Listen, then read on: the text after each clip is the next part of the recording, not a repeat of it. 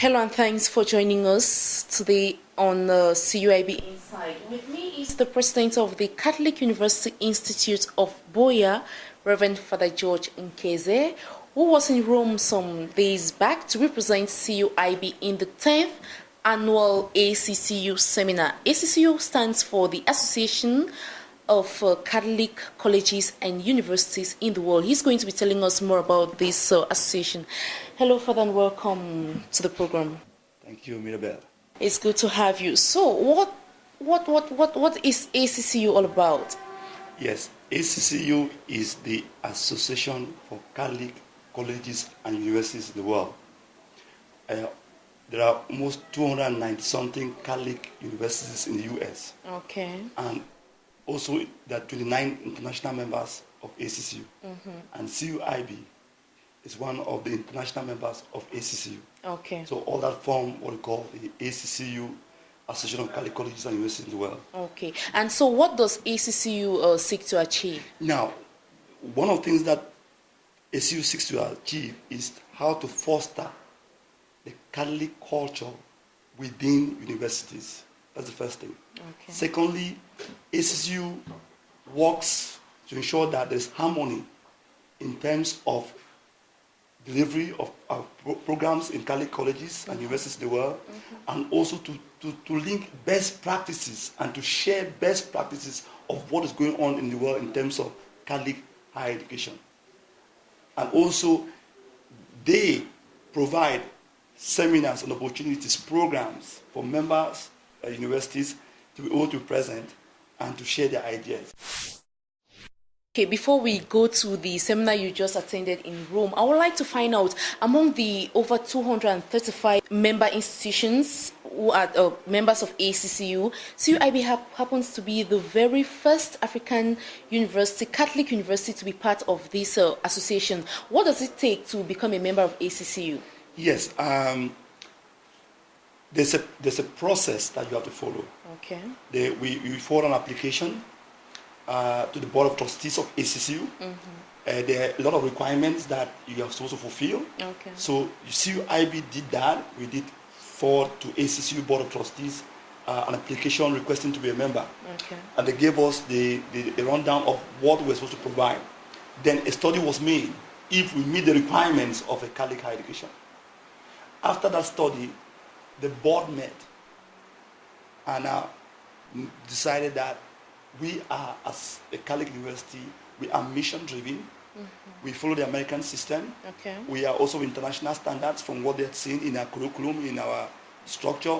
And so they decided that we, as a Catholic university in Cameroon, deserve to be a member of the ACCU. What are some of the benefits of being a member of this association? The first is that you get connected to all the universities, Catholic universities in the world. Okay. Now, look at our students now. Some of our students now who are graduating, who will be graduating this in December, already some of them are picked up universities in the US, Catholic universities. Okay. So they don't have to check whether CUIB is a world-class university. So students who are doing the 4-year program can now move over to do graduate programs in the university. That is their first advantage for CUIB. The second advantage is that it also positions CUIB at international level and make people understand that CUIB is not just a university of national standards, but also a university that also has peers in international level. The other advantage which it gives is that, like I as president, I'm able to meet all my other peers in the world. Wow. 200, almost 300 presidents in the world. We meet once a year in Washington. And we talk about Catholic education. We share ideas, we exchange programs, we work partnerships with presidents. Look at what happened. From those conferences, we have gone now wonderful partnerships with Catholic universities in the US. Okay. We have a good partnership with Marymount University in DC as one of them. Okay. We have partnership with St. Thomas University, Minnesota. So these are the opportunities that come in being a member of such a wonderful and renowned association in the world. And Father, in your explanation, you mentioned something of CUIB running a 4-year program. How does this benefit CUIB as part of ACCU? How does it? It benefits because the American system in terms of technical education, or professional education, or BSc undergraduate education is typically 4 years. Okay. 4 years. In Cameroon, we still have a 3-year program. Yeah. In Cameroon, you still have people doing a school of business, accounting, and banking and finance, 3 years. 3 years. But in the US, all those programs are 4-year programs. So what happens when a student leaves Cameroon with a 3-year degree, and you see in the student's curriculum or his transcript that he did only 3 years to have a BSc, what happens is that it makes it so difficult for the student to do a master's program. So they have to give the students some other extra courses and time spent in the US. But what will happen now with our students is that since they have done the 4-year program, which is the international standards, international means that most countries now in the world have come to accept that to really have competent undergraduate students, they must do 4 years. Okay. And which is true. And you can see how our students are excelling. So with the 4 years now, it's easy now for a student now to move on to do the master's program without any doubts whether they have the required skills. This is the advantage we have. And these 4 years, does it have anything to contribute or to do with CUIB as an entrepreneurial university? Part of it too. Okay. Yes. Not only entrepreneur, part of it because to be a true entrepreneur, which is the American system, in hands-on, the American system is more hands-on, then you have to do the 4-year system because there's a time when you have to go for working experience, there's a time for internship, there's a time always for practical experience. So you cannot do that in 3 years, which is a fact. If you have to send out competent students, then the 4-year international standard is the best. Okay, thank you very much. Let me bring you back to your trip to Rome. You were in Rome for the 10th annual ACCU seminar. So what was the objective of this seminar? Yes, as Aglia said, one of the advantages of being a president of such an international association is that you get to know what is going on in the world. And what the ACCU does is that each year too, not only in Washington, but also in the Vatican, they organize a seminar for all presidents of Catholic colleges and universities. Okay. Now, when we go, this seminar was meant for us to meet now the various courier offices. One of the offices, the main office that we met was the Congregation for Catholic Education. You had the Congregation for New Evangelization. Okay. You had the Institute for Religious Life and Consecrated Life. Wow. You had the Vatican Library. You had the Congregation of the Faith. These are big congregations that link together, that we need to know what is going on, and we need to understand the conversations that are going on in terms of higher education and how we can contribute as Catholic universities who are working with the Vatican to contribute to the growth of higher education. Okay. And also it's an opportunity for us to listen to those secretaries talk. Okay. Imagine the Secretary of State for Catholic Education, like Archbishop Zani, talking to us about the plans for Catholic higher education. And that's why I have this book. You see, we are privileged, like this new document, which was given to us. It's entitled Educating Today and Tomorrow, a renewing passion. So the big challenge we're discussing was, how can we make Catholic higher education be something that's relevant to the new culture of today? So this document is what we call the Instrumentum Laboris, which has been sent out to the whole world. Father, please, can you just take back the name of that document? A working document. A working document. Instrumentum Laboris in Latin means the working document. Okay. How can we renew passion in higher education, Catholic higher education today? Okay. Remember, we are now in a new culture. The world is a new culture. So how can we renew passion? How can we renew passion in such a way that people understand what Catholic higher education is all about? And embrace it with passion and joy? So this document has been sent out to all Catholic universities in the world, and they're going to create questionnaires there, and CUIB is going to make its own contribution to this document to the world. So these are some of the things that we were doing in Rome to see the general picture. And also in Rome, people are invited to give us talks on best practices in all fields, on how Catholic life in a Catholic university should be. And we had to meet the American ambassador to the Vatican. He invited us for a dinner. We had conversations with it. So it's both academic, both conversational, and also informal, where we meet some of the archbishops, some of the cardinals, and we chat with them. We have mass with them. Okay. We share ideas. They also ask us how can we do to help higher education in the world. So it's Father, wonderful. how many persons did you personally talk with? No, talk to many of them. There were so many of them. It was at the an Vatican. interesting trip. It was really, for me, it was an eye opener. That's the first time I'm attending such a seminar. Because you meet all the top guys that you hardly see them. You go to all the big offices that you hardly go to. Wow. So there you have an easy access because you go there, it's well prepared. Then they come in and talk to us about what they are doing.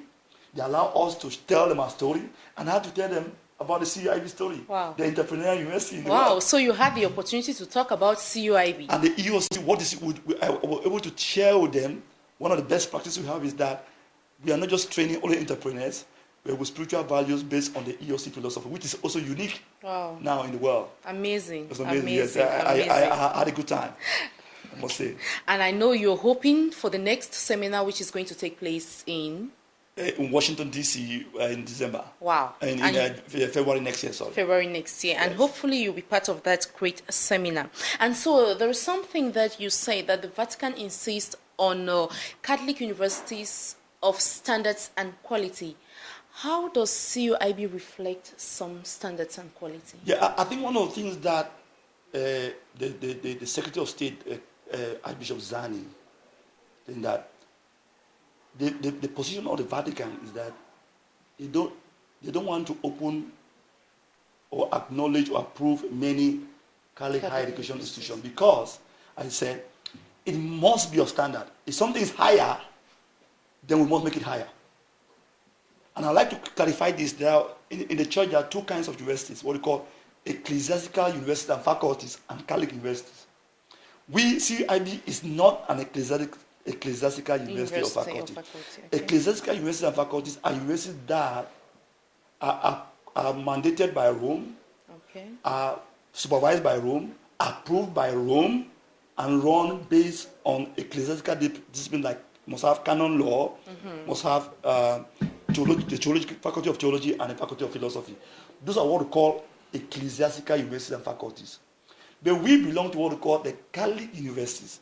Catholic universities are not controlled by Rome. They are not approved by Rome. They follow the normal trend of approval through their universities. So if there is some bishop now writes to request to start a university, you don't need Rome for that. But no ecclesiastical university can be opened without Rome approval. Take for example Yaoundé. Yaoundé is an ecclesiastical university. It's sponsored by Rome. It's controlled by the Conference of Bishops for the region. But we are a Catholic university. And as a Catholic university, we follow the norms of higher education in Cameroon and international. That's why before we were accepted as ACCU, they looked at what we were doing. They look at our programs, they look at our mission, they look at our vision, they look at our values, and they saw that those values fit Catholic higher education. If you're just joining us, you're on to CUIB Inside, and with me today is the President of the Catholic University Institute of Buea, Reverend Father George Nkeze, talking to us about the Association of Catholic Colleges and Universities in the world, of which CUIB is the very first African international member to be part of this association. President, before you leave, CUIB just launched the 2014-2015 admission season. If you were to give two statements with regards to this, what will you say? I would like to highlight the innovations that were put in this year. Okay. And the first is that we've tried to always consider the option for the poor. We know that the kind of level of education that we are giving to Cameroonians is too high. If you look at most American universities, a year's fee is about 20 million.